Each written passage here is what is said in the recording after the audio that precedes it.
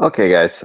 So now we're going to be going into shift approval and any time entries that you guys will have to do. So, which is the two other main areas that you might be or that you will be in shift planning to do. So, pretty much so this again was your schedule. So, like I said, you can move these around if you want to different places, or you can just exit out of them.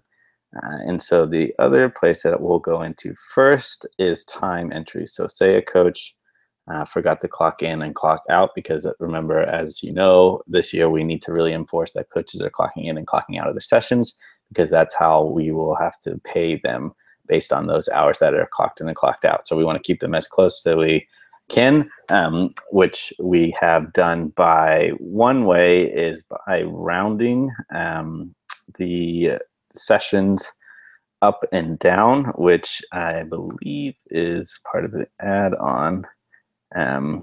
Yeah, so in timesheet rounding, we would change these, whoops, sorry, didn't mean to do that. In the preferences, we would change it. So we're gonna do 15 minutes.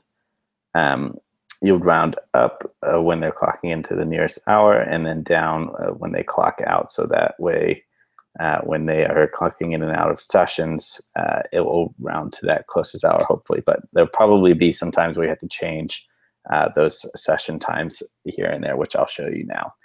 The other thing is if a coach forgets completely or can't clock in or clock out, you can go in and manually add in that shift time for those guys. So this is the way that you do it. Again, you click on time entries over here. This little window will pop up. There's a couple other tabs you can use. The manual time entry, which you can just basically type in the hour that they worked for that day, and then you would put the customer as obviously the school that they did, and you'd want to switch this to the actual coach that was working there. So, whoops.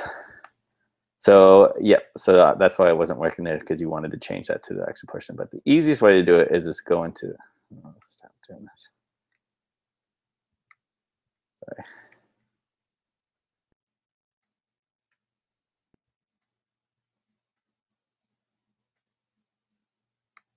I want to move on. Discard. Time entry. Okay, sorry about that. And then so you go in and you'll just click on, well, you can do the time shift list, or you just click here and hit add time.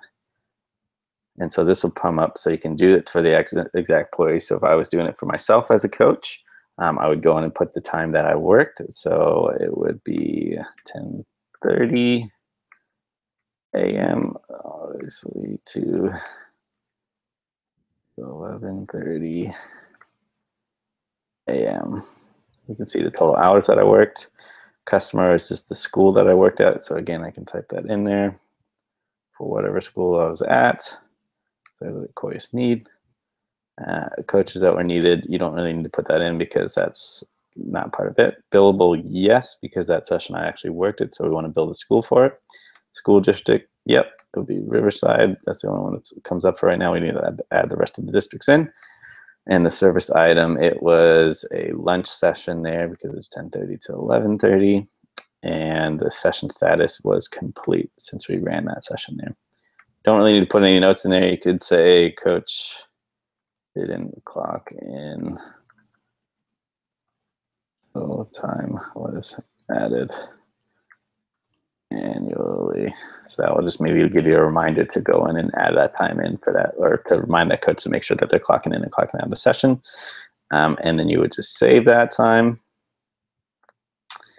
as, and it will just pop up here, that session that that coach clocked in for that. And you can see everything where it was, location, and the notes that you had in there and anything like that. You can actually click on this little map view as well and see the actual location for that session that was clocked in or clocked out. So yeah, so you've added that time. You can also edit it if you need to by clicking the little pencil there. You can go back and change it, like, oh, whoops, it didn't actually do that. But so you can go back and change that time if you need to there by just clicking on that. So you can delete it as well, and then you can view like an overall timesheet for that person as well if you want to click there and just look at the overall timesheet. So yeah, so that's mainly adding in the time for that person. So say that shift was me. This should show up in the approval sheet that I worked that session August 13th. since that day is already gone. So yep, so this is manual entry if you need to do that. The other place is the approval reports, which you guys will be doing each week, so you can pull the times. So the 13th was the date that I had it in there for. I'm gonna run the report. All this stuff down here, you can change it around if you're looking for just the individual employee. If you want all your employees, you can have the time totals differently if you want to round it to different sections. You can do by last name or first name, or sort by the group name as well. So you can change this, fit those around if you need to, but typically you'll just put it as the date that you're looking for. You can do pay period as well if you want to do that, or a custom range. But yes, so you pull in the report, and once you run it, you will see the actual hours for the coaches that they ran between that time there. So again, that was that session I just added in for myself, and I would just go in and approve that shift for Billy, so they get paid for that. If you notice any of these hours are off, so say coach 1, he actually didn't work 3 hours and 25 minutes. That seems a little bit weird to me, so I can click and view the details for this coach, and it'll pull up actual sort of stuff for these little graphs and everything like that for analytics. And you can see the actual sessions down here. So, this was only supposed to be an hour-long session here at Adams. I can go back and edit that by clicking on Edit Timesheet. And that pulls up that little window again, and I can change this to 1 hour there. Adams. I'll save that. And it should come up there. Yep. And then, so that would be a total of 3 hours instead of that 3 hours and 25 minutes. And then I can go and approve that shift there. So yeah, so if you see anything off, again, this year we're gonna have to keep a close eye on that because again, they are clocking in and clocking out at their sessions. So it's a more responsibility on the coaches to make sure that they're clocking out and clocking in on time.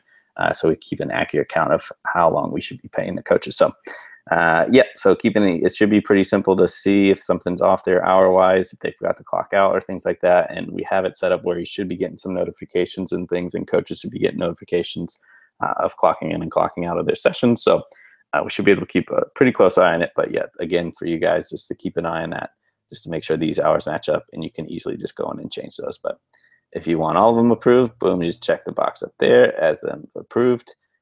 And that will just be a quick way to save to approve, and you can just unapprove it if you've clicked it to approve, but you didn't want to approve it. So you just go like that.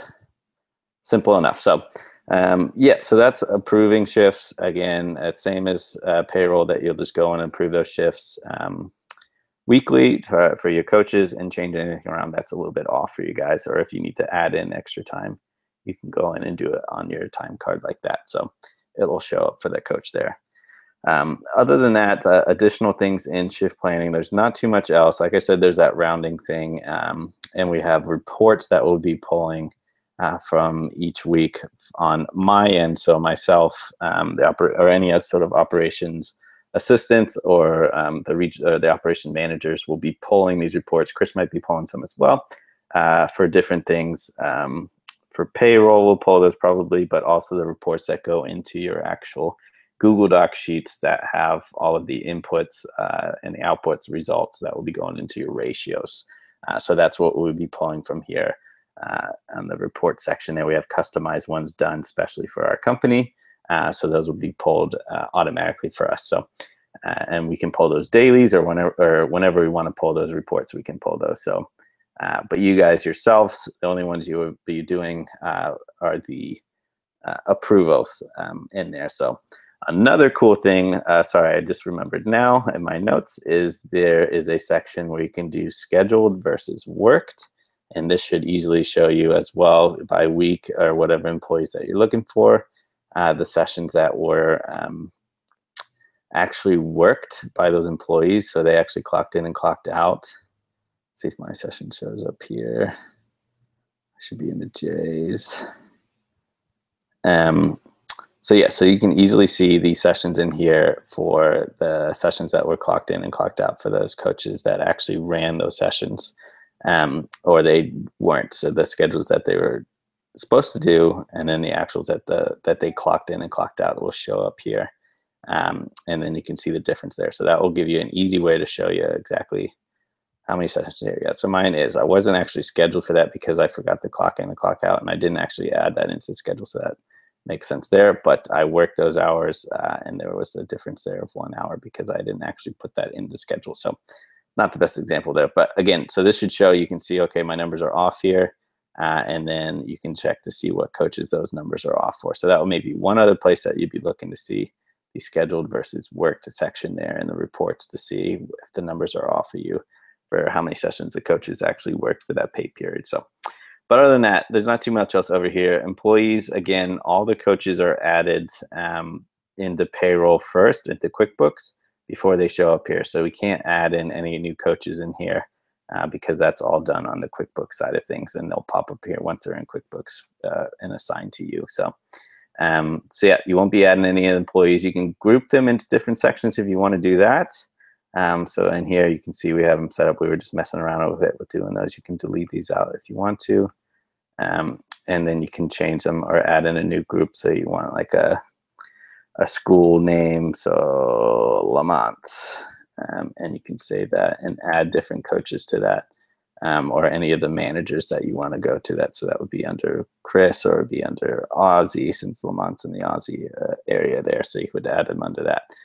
So you can group those together if you want to do something set up that way with the groups of managers. But you should only have the coaches in here that are signed and working to you that have been in QuickBooks once they're all set up there. So you won't have all these extra people in here. So it shouldn't be too hard to group these guys together. But yep, so those are kind of the main things again in QuickBooks for you guys to be going in. So you have your schedule that you guys obviously will be updating with the sessions in there.